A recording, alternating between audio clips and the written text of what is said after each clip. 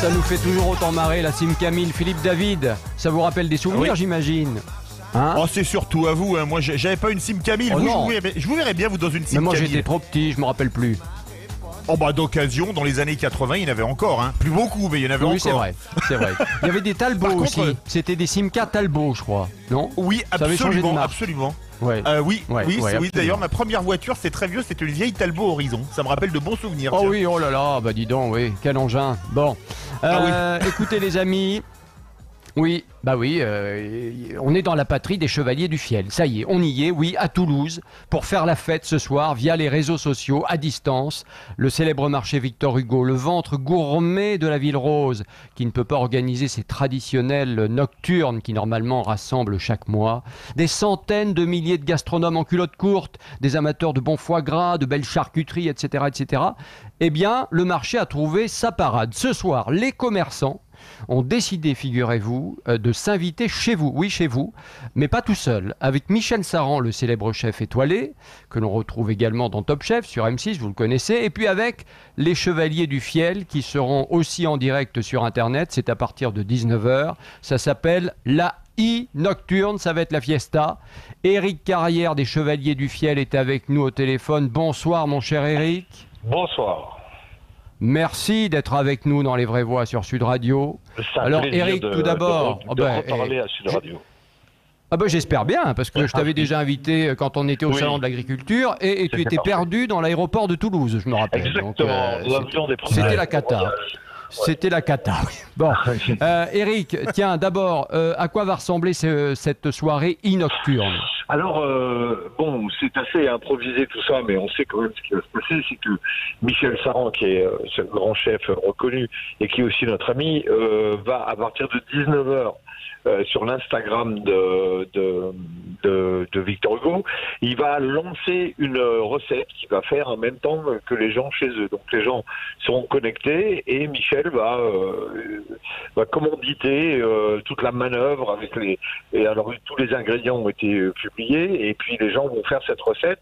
Ça dure de 19 à 20h et à 20h avec Oui. Francis, mon acolyte, nous allons prendre l'antenne pour faire un quart d'heure ou 20 minutes d'improvisation en Oula, live. ça promet.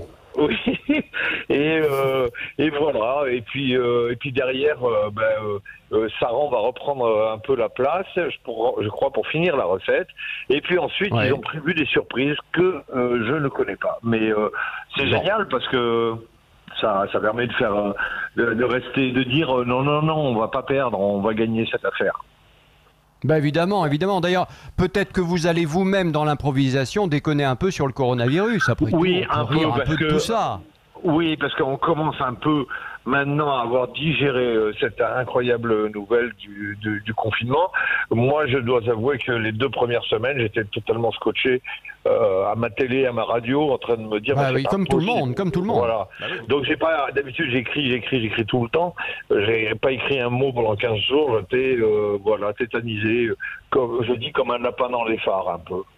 Bah oui, oui, mais je te comprends parce qu'on était Ouais. tous un peu comme ça, évidemment. Hein. Voilà. On va dire quand même la recette, ça sera la saucisse de Toulouse. Alors, qui va être cuisinée, j'allais dire fabriquée, non, cuisinée avec des fèves, je crois, etc., etc. Donc, il faut Oui. le temps que ça cuise. Pendant que ça cuit, eh bien, vous pourrez effectivement suivre les Voilà. Chevaliers du Fiel en direct Voilà. pour cette improvisation. Alors, c'est vrai que les commerçants à Toulouse comme ailleurs, mais les commerçants souffrent beaucoup avec ce Bah, confinement, et en particulier oui. les restaurateurs Oui. et tout le secteur du tourisme et du spectacle, Eric. Voilà. Parce qu'on parle Ah pas ben- beaucoup du spectacle, mais c'est terrible. Ben, on n'en parle pas beaucoup, on en parle quand même pas, mais bien sûr que c'est terrible. Nous, on a une salle de concert qui s'appelle le Rex, on a un théâtre qui s'appelle la Comédie de Toulouse et un restaurant qui s'appelle le Comptoir du Rex. Tout ça s'est fermé déjà depuis plus d'1 mois. Et puis, on a un théâtre à Avignon, le Festival d'Avignon ne se fait pas. Et puis, Bah oui. nous, on était sur une grande tournée, on a annulé une quinzaine de zéniths à travers la France, là. Donc, moi, je ne parle pas à la radio pour me plaindre, parce qu'il y a des gens plus à plaindre. Mais franchement, C'est vrai, c'est pas c'est cool, c'est pas cool. On a beaucoup de salariés, on essaye que tout le monde s'en sorte le mieux possible. On fait le dos. Vous avez fait un peu de chômage technique là ou pas? Oui, obligé, bien obligé. Ouais, bah oui. On a une trentaine de personnes qui travaillent avec nous, donc il faut qu'ils continuent à manger, à payer leur loyer, à nourrir leurs enfants. Bon, donc on fait tout ce qu'on peut pour faire bien. Et après, moi, j'ai pas pour le moment tellement déconné là-dessus parce que j'arrive pas. À chaque fois que moi mes limites de l'humour c'est quand ça me fait pas rire moi quoi, et donc il y a certains thèmes dont je ne parle jamais et il y a certains événements qui me font pas rire, des trucs tellement énormes que l'humour devient impossible. Bah bien sûr. Donc bon, le confinement, on a tous 3 ou 4 vannes là-dessus. D'ailleurs moi ce soir on va faire un sketch dont la chute est sur le confinement et c'est sympa. Et on a quelques vannes évidemment là-dessus. Mais tous les journaux, les radios, même les télés qui nous ont demandé de faire des trucs pour le confinement, franchement, moi j'ai dit non, parce que c'est terrible de voir ces villes vides. Ah ben non, mais c'est sûr.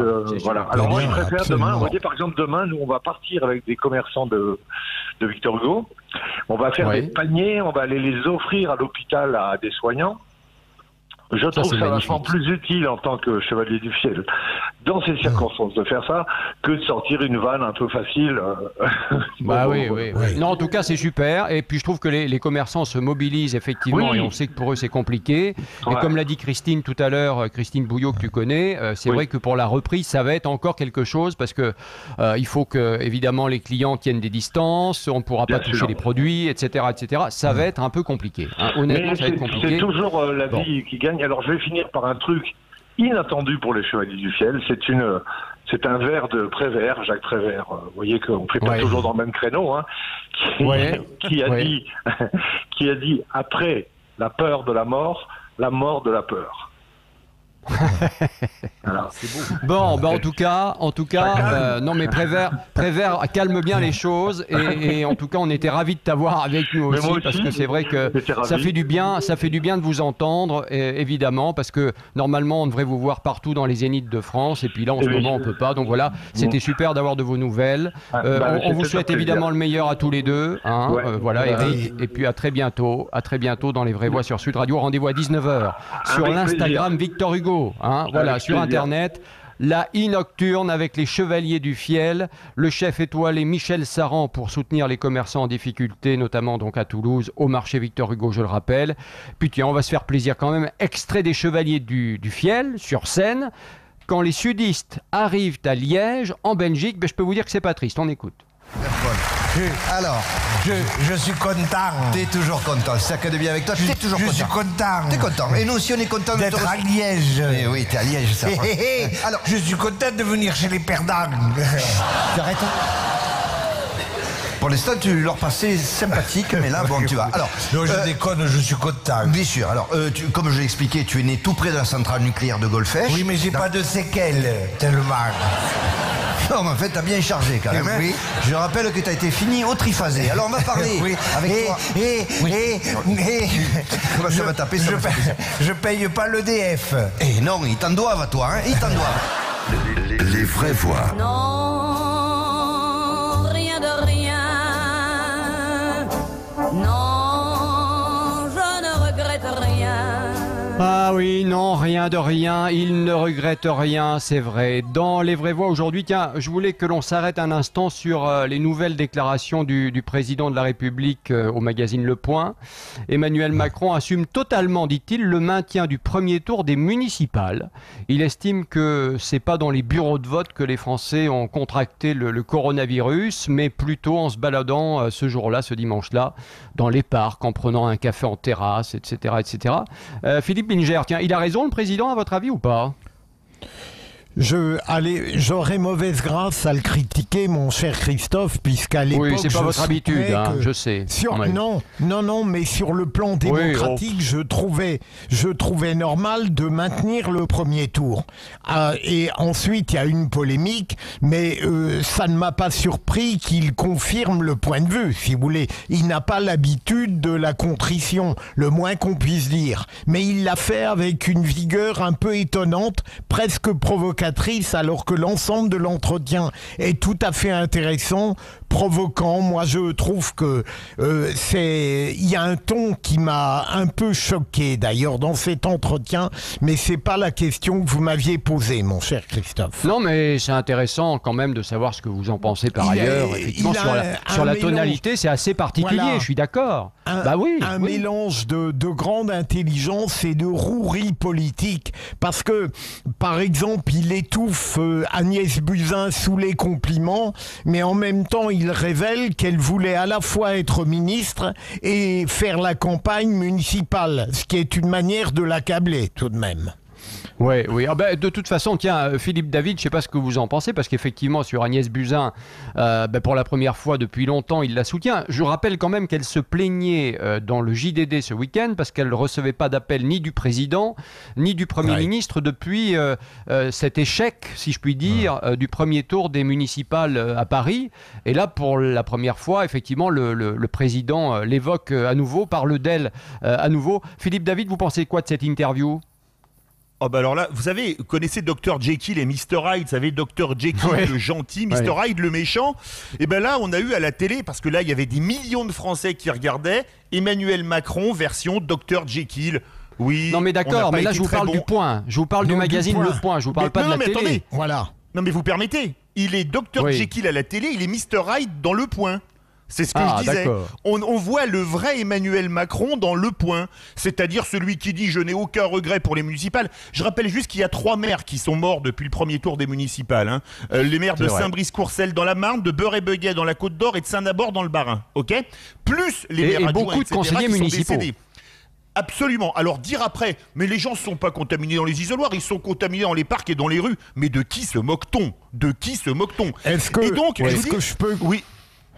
Et donc, alors je termine. Le fait qu'il fût scandalisé que Agnès Buzyn veuille rester ministre en étant candidate à la mairie de Paris, j'aurais aimé qu'il ait les mêmes pudeurs de gazelle pour faire des Mélenchons avec la candidature d'Édouard Philippe au Havre et de Gérald Darmanin à Tourcoing. Allez, Philippe Binger. C'est pas tout à fait pareil, mais peu importe. J'irai dans le sens de Philippe, mais en aggravant. Ça n'est pas Hyde et suivi par Jekyll. Je pense que tout le temps, le président est Mr Jekyll et Mr Hyde en même temps. Et là, c'est sans rire, c'est tout à fait net. Non, mais c'est vrai, c'est sa marque de fabrique. Genre littéraire. Dr Jekyll et Mr Hyde en même temps. Oui, c'est vrai. Il est beaucoup plus Mr Hyde que Dr Jekyll. Hein. Non, pas du tout. Pas du tout. Dans l'interview du Point. Oui, en tout cas, Macron à contre-courant quand même. À contre-courant. Parce que, comme d'habitude, avec un temps de retard dans les réactions. Pourquoi revenir maintenant sur le premier tour ? Pourquoi revenir maintenant sur Buzyn ? Ça fait des semaines maintenant. Ça fait un mois. Ça fait un mois. Pourquoi revenir maintenant là-dessus ? C'est ridicule. Mais il a toujours un temps de retard. Non, là en l'occurrence, il ne s'était pas expliqué en détail dans le cadre d'un entretien. Le Point a eu la chance de l'avoir et vraiment je le trouve intéressant pour le meilleur comme pour le pire. Ah, le grand Jacques Brel sur Sud Radio, voilà. Petit plaisir pour DJ Pif, qui est fan absolu du grand Jacques, qui connaît toutes ses chansons. Et il a raison. Et il a raison. Les vraies voix sur Sud Radio sont là avec des petits écoliers. Mais que le biscuit, hein, pas le chocolat au lait qu'il y a dessus. Non, il n'y a que le biscuit, c'est un peu sec. Philippe Binger, Philippe David, Clément Barguin, qu'on n'a pas encore entendu, mais qui est bien là. Tu es là, Clément. Allô, Clément ? Je suis là. Non, je croyais que tu dormais un peu. Non, parce que c'est vrai que Clément Barguin, pour ceux qui ne le connaissent pas... Ah bah bravo, tu m'étonnes que tu t'endors. Ça m'étonne pas du tout maintenant, j'ai compris. Oui, on dit ça. L'école sera-t-elle prête le 11 mai, jour du déconfinement ? 0826 300 300, enseignants, parents, élèves, vous êtes les bienvenus dans les vraies voix sur Sud Radio pour dire ce que vous pensez. Et j'accueille tout de suite Bruno Bobkiewicz qui est avec nous. Bonsoir Bruno Bobkiewicz. Bonsoir. Vous êtes proviseur à Vincennes et secrétaire national du syndicat des personnels de direction de l'éducation nationale. Alors racontez-moi tout d'abord comment vous imaginez le lycée versus déconfinement le 11 mai prochain. Combien d'élèves par classe ? À quel rythme ? Le matin, l'après-midi, un jour sur deux ? Quelles sont vos idées, vous ? Bon, déjà, il faut être bien clair sur le fait qu'il ne s'agit pas de reprendre l'école comme si de rien n'était, avec l'intégralité des élèves qui seront accueillis. Comme c'est bien pour ça que je vous pose ces questions. Donc on serait, si on doit, c'est bien ce qu'on est en train de faire, hein, se dire comment on peut faire, et on se dit que si vraiment on doit faire, parce que c'est un peu la commande qui nous est faite, hein, eh bien ce serait d'accueillir des petits groupes. Alors il y a deux possibilités, soit on décide d'accueillir l'intégralité des élèves par rotation, et dans ce cas-là on les voit par demi-journée ou une journée sur deux, ou en semaine A et en semaine B par exemple, hein, donc soit on privilégie le fait que la grande majorité d'entre eux restent à la maison comme jusqu'à maintenant, et on va identifier, et ça pourrait être une solution intéressante, le public le plus éloigné du numérique qu'on a un peu perdu depuis le 16 mars. Hein, ça pourrait être une réponse. Ça représente beaucoup de jeunes, ça, chez vous? Alors à Vincennes, on est surtout plutôt sur un public favorisé, hein, donc la question se pose beaucoup moins que dans d'autres villes. Bien sûr, mais on en a quand même quelques-uns qu'on a un peu plus perdu de vue et qui étaient déjà potentiellement en décrochage avant le confinement. Hein, donc voilà, donc ceux-là ont besoin d'être un peu plus accompagnés, et la présence physique pourrait être intéressante de ce point de vue. Hein, donc là, par exemple, on pourrait imaginer, j'imagine la classe idéale. La classe idéale, ça serait peut-être une classe où il y a 35 élèves. On pourrait faire une classe où il y en a 12 ou 15, par exemple. Alors, un grand maximum. Grand maximum, oui. C'est-à-dire on les met à 2 mètres ou 2 mètres 50 les uns des autres. On peut supprimer tel ou tel bureau, enlever des chaises, etc. Peut-être aussi, je sais pas. Je sais pas, je vous demande. C'est un aménagement physique de la salle de classe. Avec pourquoi pas d'ailleurs la même table qui est utilisée en permanence pour le même élève, hein, donc sur l'ensemble de la semaine, et puis surtout des conditions de nettoyage extrêmement garanties. Hein, donc avec mais alors comment vous allez faire là pour le nettoyage? Alors comment vous allez faire? Parce que s'il faut passer sur les poignées de porte toutes les heures ou toutes les demi-heures, ça va être chaud quand même. Hein. Ah, ça c'est sûr, mais en tout cas avoir un rythme de nettoyage des zones de contact beaucoup plus élevé qu'actuellement.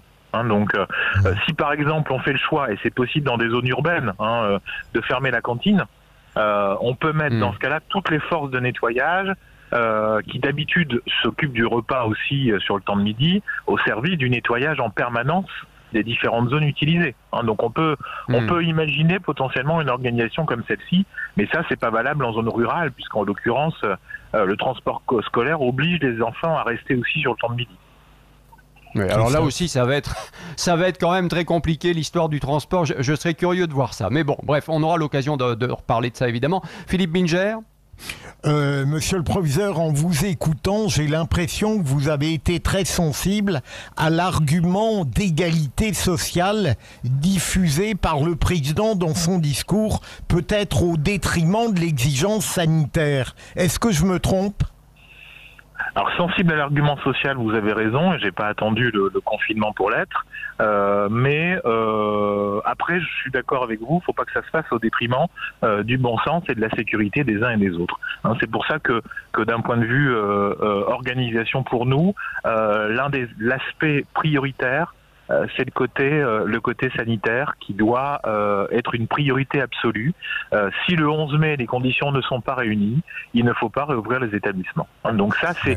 Ah oui, vous dites ça, vous, clairement. De conditions, oui, c'est-à-dire qu'à un moment donné, il faut, et je pense qu'on a pour l'instant fait preuve de bon sens, hein, donc et j'ai l'impression que et c'est ce que j'ai entendu à travers les paroles du président, que si on n'est pas prêt, on ne fait pas, hein, donc et j'espère que ce sera comme ça, hein, donc il faut et c'est pour ça que le ministre prend 2 semaines pour consulter un peu et voir un peu comment les choses peuvent évoluer et vers quelle proposition d'organisation on peut aller, mais c'est pas garanti qu'on pourra le faire le 11 mai. On sait pas exactement dans quel format. Là, on réfléchit à voix haute, hein, mais c'est vrai qu'il y a beaucoup de... Par exemple, Bruno Bobkiewicz, par exemple, la cantine. On fait comment, là? On les laisse fermer, les cantines? On demande aux parents de donner à becqueter aux enfants pour le midi? Comment on fait?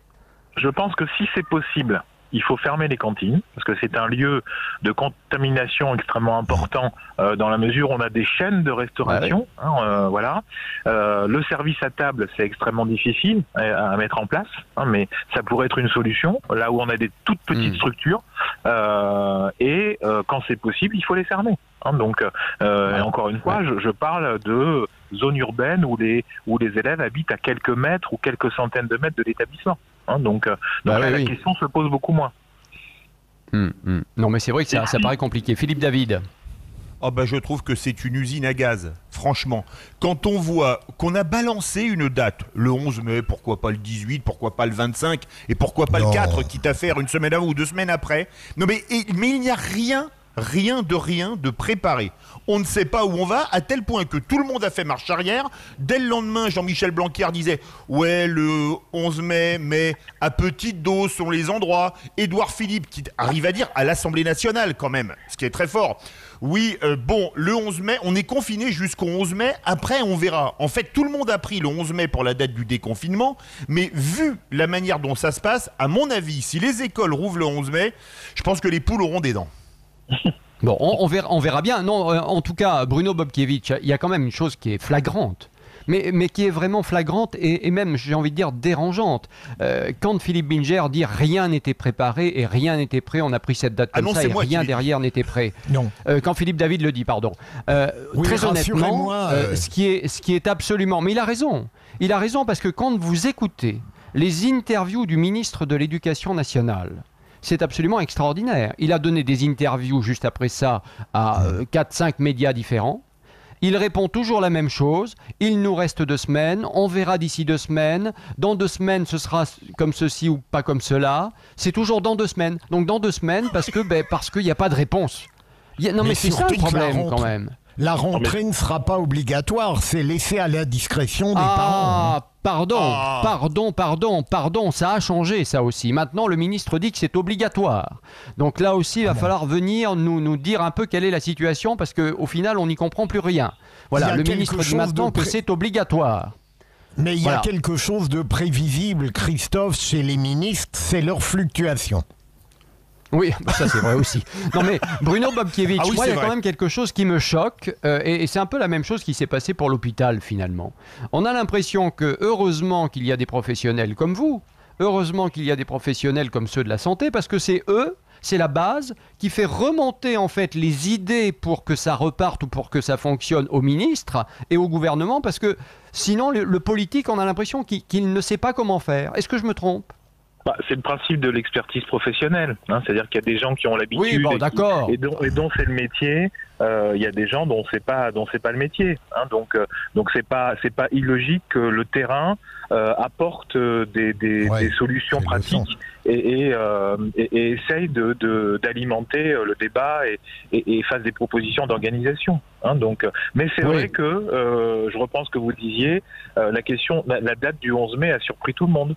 Donc on n'avait pas du tout été, nous en tant qu'organisation syndicale de personnel de direction, du tout été associés et pas du tout de concertation sur une date potentielle de reprise et d'ailleurs dans quel format. Tout ça, c'est venu après. Donc c'est vrai que ça a surpris un peu tout le monde et peut-être même le ministre d'ailleurs. C'est possible. Oui, Bruno Bobkiewicz, très, très concrètement, le retour au lycée compliqué, on l'a compris, et donc le bac en contrôle continu, quoi. Ça, c'est clair et net maintenant. Oui, ça c'est acté déjà depuis quelques semaines. Enfin, en tout cas, c'est réglé. C'est réglé. Enfin, c'est réglé. En tout cas, l'annonce a été faite. Donc, ça pose d'autres questions évidemment, mais l'annonce a été faite depuis maintenant un petit moment. Oui. Est-ce que vous avez le sentiment que ces élèves qui pourraient revenir au lycée, qui seraient les élèves les plus en difficulté, ça va vraiment servir à quelque chose dans le sens où de toute façon le programme de l'année, il est fichu. C'est pas avec un mois de plus quel genre de cours on va pouvoir donner à ces gamins, franchement. Quel genre de cours est-ce qu'on a donné aux élèves depuis le 16 mars ? C'est une question déjà qu'on peut se poser. C'était des exercices. Si on a donné des exercices et qu'on a avancé un peu sur quelques séquences de révision et que certains n'y ont pas eu accès, c'est pas complètement dénué de sens de le proposer à ceux qui n'ont pas eu accès. Donc ça règle pas la question de le programme qui est pas terminé. Mais est-ce que c'est grave si le programme est pas terminé? Donc il y a des classes où il y a des enjeux. Non, mais ce que je veux dire par là, c'est que le niveau scolaire baisse inévitablement avec cette histoire. Il n'y a pas le choix, d'une certaine manière, non? Je crois. Alors de toute façon, ce à quoi il faut se préparer, c'est que la rentrée 2020 et l'année scolaire 2020-2021 ne sera pas une année comme les autres. Donc il faudra intégrer le fait que un tiers de l'année n'a pas été réalisé. Donc ça veut dire plus de travail, peut-être plus d'heures de cours, je sais pas. C'est ça que vous dites en fait pour 2020. C'est ça, il faudra l'intégrer dans notre fonctionnement. Après faire des heures en plus encore, c'est certainement pas possible, mais mettre en place des dispositifs spécifiques, encore une fois, je crois, pour les plus fragiles, parce que certains, il y aura pas de conséquences. Ils sont très à l'aise scolairement, ils sont bien aidés à la maison, tout va bien. Donc, et il y aura pas de conséquences pour eux. Là où il peut y avoir des conséquences, c'est pour ceux pour lesquels l'accompagnement est plus faible et pour lesquels la connexion avec le numérique était beaucoup plus complexe. Donc c'est ceux-là qu'il faut accompagner en priorité. Ouais. Dernière question, Bruno Bobkiewicz, par rapport aux collègues, aux profs, évidemment, depuis l'annonce du président, cette date du 11 mai, avec tout ce que ça signifie, les inquiétudes qui vont derrière, quelles sont les remontées que vous avez, comment se sent le corps enseignant? Je lis les messages sur les réseaux sociaux comme vous. Ça éveille beaucoup d'inquiétudes et de postures davantage d'opposition que de côté favorable. Donc ça c'est évident. Il y a beaucoup d'inquiétudes. Il faut rassurer, il faut garantir absolument les conditions de sécurité. C'est ce qu'on fait. Par exemple dans mon établissement pour l'accueil des enfants de soignants. Donc on accueille toutes les semaines une dizaine d'enfants de soignants, il y a des enseignants volontaires. Donc est-ce qu'il faut aussi peut-être pas repartir sur la base du volontariat des équipes? Est-ce qu'il faut dispenser largement évidemment les équipes qui ont déjà des fragilités de santé? Enfin vous voyez, tout ça c'est des questions qu'il faut évidemment évoquer avec les équipes sereinement, avec un protocole clair défini par le ministère. Et avoir assez de masques et tutti quanti quoi aussi. Ça c'est évident. Ça c'est évident. Les protections. Mais c'est important de le rappeler. Non, mais on est d'accord. C'est le minimum. Il faut du matériel en conséquence. Merci beaucoup Bruno Bobkiewicz et merci pour votre clarté parce que c'est vrai qu'on a appris plein de choses sur la manière dont vous voyez. Radio. Christophe Bordet. Il était où, le Yuki? Il était où, le gentil Titoutou? Il était où, le Yuki? Le gentil Titoutou? Il était où? Il était où, le Philippe David? Il était où? Il lave la patte, il remue la queue, tout va bien. Ouais, et il aboie, et il mord. Oui. Chers amis de Brévois, je ne sais pas... Oh, dites donc, comment vous le savez? Bon. Parce que je vous connais bien, j'ai eu des confidences. Oh, ça m'étonnerait. Bon, je ne sais pas si vous êtes comme nous et comme Natacha Harry que l'on retrouve chaque week-end sur Sud Radio, mais nous adorons les animaux et ça tombe bien car depuis ce matin, l'adoption des animaux de compagnie est à nouveau possible à la SPA grâce à l'intervention du ministre Castaner et après que Sud Radio, c'est vrai, il faut le dire un petit peu, bon comme ça, au passage, ait donné l'alerte, il faut le dire, alerte lancée avec le président de la SPA qui est avec nous, Jean-Charles Fonbonne, bonsoir. Bonsoir, j'aime beaucoup la transition avec le Yuki, je trouve que ça fait tout à fait couleur locale avec la SPA. Non mais... Le Yuki, il était où, le gentil Titoutou? Ça m'est revenu d'un coup. En préparant l'émission, j'ai revu Gottener, je me suis dit c'était quand même complètement dingue. Enfin, c'est vrai. Oui, je suis d'accord. C'est parfaitement dans le ton. Dites-moi, depuis ce matin, tout d'abord, est-ce qu'il y a eu des adoptions de toutous et de chats depuis ce matin? Est-ce que vous savez un petit peu? Est-ce que vous avez des remontées? Alors, je vais commencer par quelque chose. D'abord, je vais vous remercier. Vous l'avez dit en commençant cette interview, mais effectivement, l'intervention de Sud Radio a été déterminante parce qu'une journaliste de votre équipe m'a fourni un contact au ministère de l'Intérieur. En une demi-heure, on m'a demandé de faire une proposition écrite que j'ai faite, et le soir même, j'ai eu Monsieur Castaner qui m'a dit qu'elle était validée, et je tiens également à le remercier. Alors, ça fait tout à fait faillot pour un général de gendarmerie, même en retraite. C'est pas grave, c'est pas grave. Mais vous voyez quand même, Monsieur le Président, vous voyez quand même, cette journaliste est blonde. Les blondes servent encore à quelque chose. Elles ne comptent pas pour des prunes. Voilà. Non, mais c'est vrai. Ça s'appelle Cécile. Ça aussi, c'était les années 80. C'était Lio. Oui, si on commence à faire. Mais je suis très années 80. On n'est pas sorti. Vous avez des remontées ou pas? Vous avez des remontées ou pas? Alors, j'ai pas encore vous avez des remontées ou pas?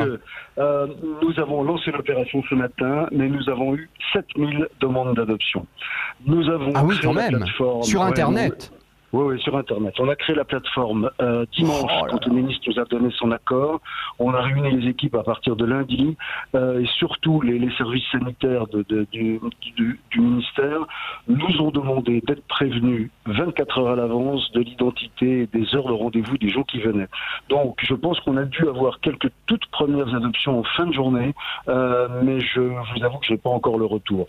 Donc, le vrai lancement, ça va être demain, et on attend un vrai démarrage parce qu'on en a vraiment besoin. Mais je vous dis, 7000 candidats à l'adoption. Énorme. Je suis assez tranquille et on est vraiment, mais encore une fois, en très très grande partie grâce à vous, dans la dernière ligne droite, on est vraiment rassurés. Dites-moi, Jean-Charles Fonbonne, moi je voudrais vous poser une question toute simple. C'était vraiment la cata, là, avec le confinement? Ouais, c'était vraiment la cata parce que vous savez comment fonctionnent les associations de protection animale et singulièrement la nôtre, c'est-à-dire qu'on recueille des animaux qui sont dans les fourrières, qui ont été perdus, qui ont été abandonnés. Les fourrières ont 8 jours pour rechercher les propriétaires et au bout de ce délai, où elles trouvent une association qui prend ces animaux pour les faire vacciner, les soigner et les donner à l'adoption s'ils en ont besoin.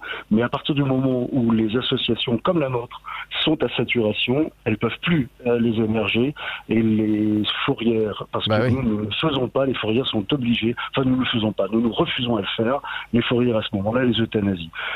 Pour vous donner un ordre d'idée, la SPA, elle seule, recueille 3500 animaux par mois, 45 000 par an. On était à bloc, on était à 95%, ce qui veut dire que on a pu tenir la semaine jusqu'à aujourd'hui, demain, la mise en place du dispositif. Sinon, on aurait trouvé des familles d'accueil, on aurait payé des pensions, mais ça n'était que de toute façon que des pis-aller. Il fallait vraiment que l'on trouve ce chemin de l'adoption avec les protection avec les garanties que j'ai proposées donc au ministre et qu'il a validé. Ouais, vous allez nous redire comment on fait dans quelques instants sur le site internet. Philippe Binger, vous qui n'avez plus de chien, vous aviez envie de dire quelque chose peut-être? Oui, mais très vite, Monsieur le Président, d'abord ça fait plaisir d'entendre pour une fois dire du bien du ministre Castaner. Et deuxième élément, comme ça je ne suis pas le seul. Et d'autre part... Moi je crois que c'est la double peine. Est-ce que les personnes qui vont adopter ces animaux ne les abandonneront pas durant les vacances? C'est à espérer. Non, écoute, ce qu'on fait, c'est que nous avons créé le concept de l'adoption responsable. C'est-à-dire qu'on n'est pas des marchands de chiens, on n'est pas des marchands de chats. Lorsque les gens viennent, ils nous expliquent leur motivation. Expliquent leurs conditions de vie, d'habitation, s'ils restent le matin avec leurs chiens, s'ils partent travailler très tôt pour rentrer très tard. Et surtout, on fait une rencontre, c'est-à-dire que on va chercher l'animal, le chien ou le chat, et on met la personne, la famille, dans un parc de présentation, et ça dure une demi-heure, 3/4 d'heure. Mes salariés, mes bénévoles qui ont vraiment l'habitude, tout de suite si ça se passe bien, si le fit fonctionne entre le futur adoptant et l'animal. Et à partir de ce moment-là, on fait les documents d'adoption. Ce qui va changer dans cette procédure un peu d'urgence et un peu dérogatoire, c'est en fait simplement la partie administrative. C'est-à-dire qu'au lieu de venir au refuge, visiter et choisir un animal à l'issue de la visite et aller voir le responsable en disant « je voudrais bien celui-là », on fait cette démarche sur Internet à partir de photos, à partir de vidéos. Quand le choix est fixé, on remplit un questionnaire qui est le fameux questionnaire de motivation, de conditions de vie. Est-ce que vous avez déjà des animaux? Est-ce que vous en avez eu? Vous avez des enfants, etc., etc. Ensuite, le contact est pris en renvoyant ce questionnaire par Internet et on vous fixe un rendez-vous. C'est un rendez-vous horodaté C'est-à-dire que le refuge est toujours fermé, hein, j'insiste, le refuge est fermé. Oui, il ne faut pas y aller comme ça. Voilà, vous serez avec votre feuille de rendez-vous à la grille, on vous ouvrira, vous ferez quelques mètres sans rentrer dans le refuge, et on vous présentera un animal, les salariés, les bénévoles restant à distance. Et ensuite, si tout se passe bien, on vous donnera, si c'est un chien, une laisse propre, neuve, un collier neuf qui aurait été placé sous blister. Le chien, le chat auront été mis en quarantaine pendant un jour ou deux, puis shampouiné pour être certain qu'on n'a aucun risque de coronavirus sur la bestiole. Absolument. Et puis muni du papier au cas où vous tombiez, non pas sur M. Castaner, mais sur ses représentants, les policiers ou les gendarmes, qui vous demanderont ce que vous faites dehors, et ben vous pourrez sortir l'attestation de la SPA pour justifier que vous avez été au refuge. Et vous n'êtes pas obligé de prendre l'animal, vous pouvez même rentrer chez vous sans avoir déterminé votre choix. Voilà. Ah ben ça c'est bien, ça c'est bien, ça c'est bien. Non mais je vais vous dire, c'est bien très rapidement parce que c'est bien parce que c'est vrai que la photo sur internet, c'est une chose, mais après on peut être déçu en voyant l'animal justement. Donc ça c'est très bien de pouvoir repartir sans le cas échéant. Oui, c'est un vrai engagement. Pour rapidement, parce qu'on n'a pas beaucoup de temps, là, allez-y. 7000 demandes, vous aurez un accusé de réception quand vous aurez rempli le questionnaire, mais ne vous attendez pas à ce qu'on vous rappelle même le lendemain, parce qu'on aura beaucoup de demandes à traiter. On va privilégier les gens qui sont à proximité géographique des refuges, pour éviter justement, dans le respect du confinement, que les gens ne se promènent trop loin de chez eux. J'ai terminé. Bravo Jean-Charles Fonbonne d'avoir été avec nous, président de la SPA, et merci encore une fois d'avoir donné toutes ces informations